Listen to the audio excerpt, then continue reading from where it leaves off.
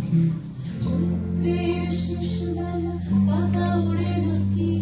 গত বছরের মায়া ভেঙে যাবে বলে রাজপথ ভেসে গেছে অচেনা কাজলে চোখে হাঁটার করে কাল বৈশাখী চৈত্রের শেষ বেলা পাতা উড়ে নাকি গত বছরের মায়া ভেঙে যাবে বলে রাজপথ ভেসে গেছে অচেনা কাজলে তুমিও ঝরে তাকে শুধু ভালোবেসো এসো হে বৈশাখ